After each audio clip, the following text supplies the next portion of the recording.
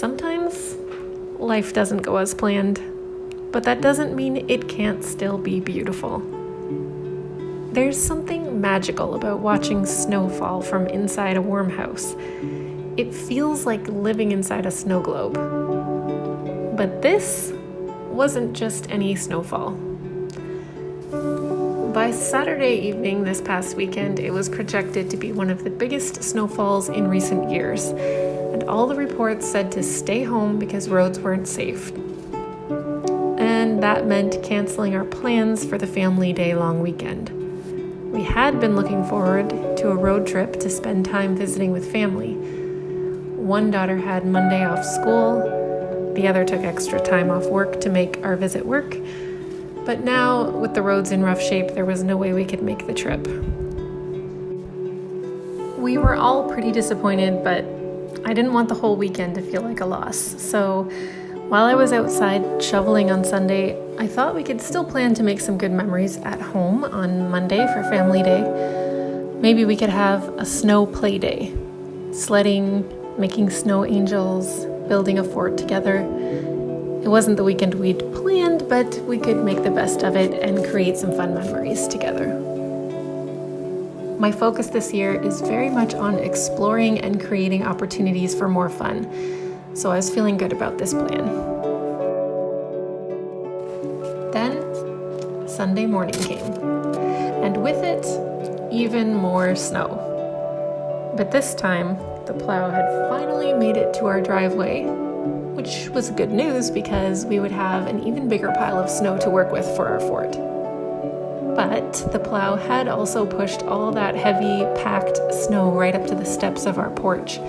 So while waiting for everyone to wake up, I got to work shoveling. Sunday's snow, the day before, had been freshly fallen, light and fluffy and easy to clear. But Monday's was heavy, wet, and packed down. Every lift of the shovel took a lot of effort, so I switched to the smaller shovel, thinking that might help.